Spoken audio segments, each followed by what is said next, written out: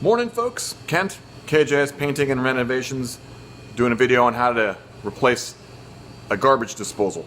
See, we got a new garbage disposal here. First thing to do is get one of these wrenches. You can reach in underneath and turn it. Sometimes you'll see a wrench laying around. See how it feels? To be truthful, I had to bust this loose earlier. And then you can test it. It's good to run some water.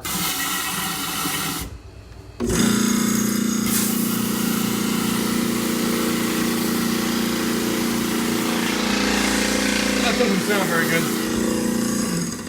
I had it running earlier and it sounded bad. So this is a heavy duty unit. It's good to verify first. Sometimes you just bust it loose, there's a wine glass in there and you don't have to replace it. This is a 1.25 horsepower heavy duty unit. It's a commercial kitchen, so we got an appropriate one. And first thing, unplug this sucker. I got some of this, which I really like. It's like a rust buster. Put that on there. For these connections and up here too. As a note, a lot of these have got reset buttons. I'm not sure if it's catching it, but always check the reset button and try to manually turn it. See, this one here also has a reset button. So check that. I bet there's a way to turn it. Let's see. Now this one doesn't have it. Huh.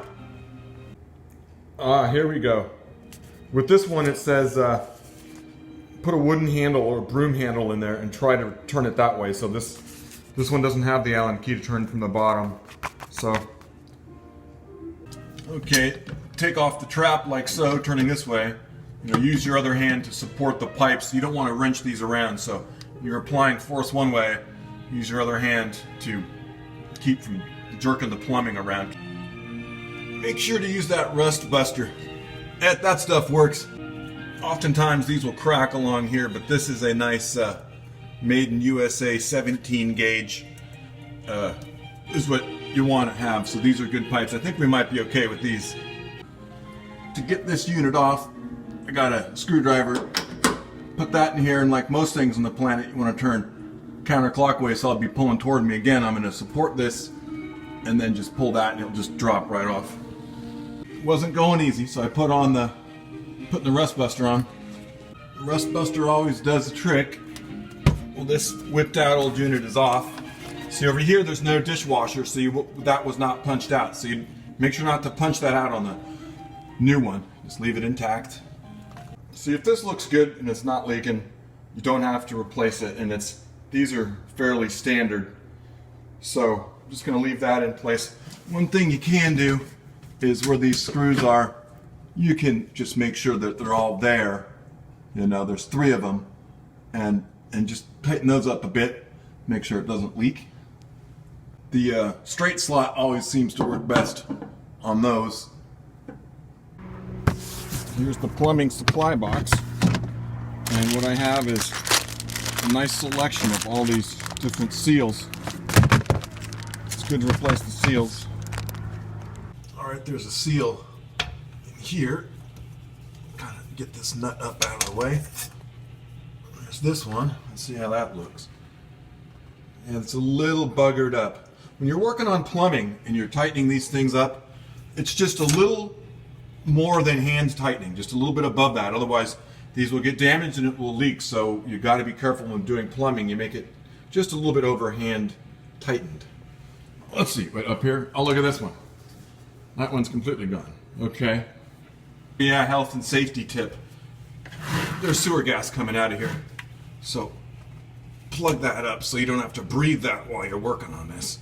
As we install this 90-degree bend using this flange, ensure that it's got the rubber here. Install that right over here. Make sure that when it's on, it's dead plumb, pointing straight down. I actually like to leave this slightly loose so I can move it just a little bit while doing the hookup. So we're not going to use this, so we're going to remove this. And so you see over here, this one The splash guard it's part of the unit there. This one is open. This one has a removable splash guard that just fits inside here, so that fits quite nicely. So to put this on, these three little tabs are going to engage this ramped flange down here, right? See how that thing's nicely ramped? And I put a little bit of lube on there, you know, it's the rust buster stuff. Well, it's time to fit the new unit. So you kind of just put it up there, right? Engage that. There we go. All right. Let's see. It kind of locks into place once it's in there. All right. We got this on this side, and it still will move a little bit here when we hook up the plumbing. Just want to remove the nut here from the old one, just slide that down. Wire brush, clean the threads. Use the remainders of that buggered up washer. So take that out, and here's the other one. It's not bad, but we could replace that. Of course, we've got a whole bunch of washers here. One of these is going to work. Wire brush, clean the threads. Okay, first we put on the nut and then the replacement washer here, and over here we also have a new washer. I clean and inspect the tailpiece here and the trap using some hot water. This seal looks to be almost in perfect condition, but I clean the threads and clean this up, so we're going to reuse that seal. Make sure to do a little dry fit on here first. See if it's going to match up, and it looks like it is going to match up. We have enough room here and up here, so it's going to work great. Generally, it's not necessary to add any pipe thread sealant on these threads, but you could put a little pipe dope on there. Here's the Rector seal, or this stuff. This is good for brass and metal fittings. This one's better for if you got plastic. But that's just a cheap insurance program you could put on here. Can help stop a leak and also lubricate the threads a bit as it goes together. Using some pipe thread sealant, I put just using my finger. I put some on these threads here, and also this connection here, which is going to fit over there on the new one. Don't really need that because it's so high up, but I figured what the heck. So we can start to put these together, fit the tailpiece into the trap, and then down here just engage it up over here, and then hook up the connection over here, and then we'll be done. You know what, this looks good, so I am going to tighten this up nice and tight with it just dead plumb going straight down. So you get everything going, just finger tighten here. Just tighten it, get them all kind of going, and this still rotates, and so you want to make sure that this is nice and straight, that it's not crooked anyway, and everything just lines up really nice before you tighten it. Just a little bit overhand tightening. Well, here's where it's good to have a rag to catch any of that pipe dope that kind of squirts out of here. And you should get quite a few turns on that. If you're just getting a quarter turn, half turn, that means you're cross threaded, and you got to line this up and try again. But you should get quite a few turns out of here, and just do them all by hand, and then just give them like maybe eighth or quarter turn more with the wrench. Again, you want to support the pipe as you give it a little bit of a turn. You know, so I'd reach out my hand, grab that, and support this. So turning that way. Same thing over here. Okay, everything's all tightened up, so make sure it's nice and dry. Let's see. I'll take this off. We're going to plug it in, run some water, and check for leaks. Okay, keep your fingers crossed. We're going to test this sucker. Wow, that's quiet. All right, really run some water through there.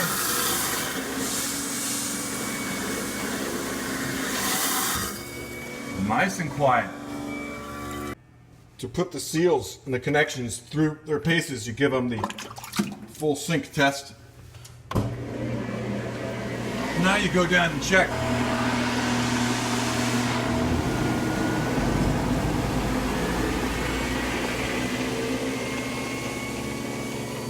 Sounds great. Okay, I gotta dry off my hand and then feel that. It's dry. Let me turn this off.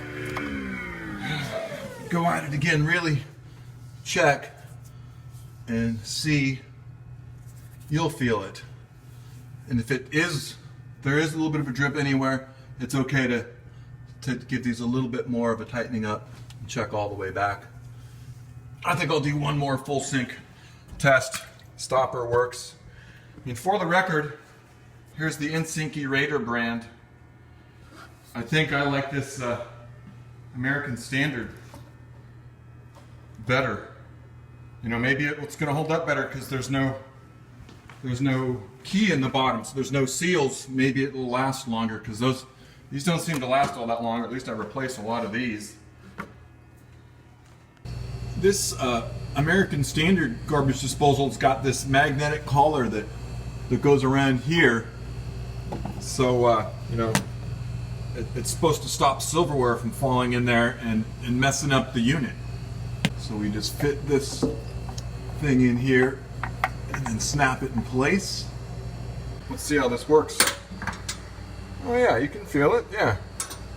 That might help a little bit, but normally, you know, that's what's gonna happen. So I don't know about that magnetic collar, but it does work.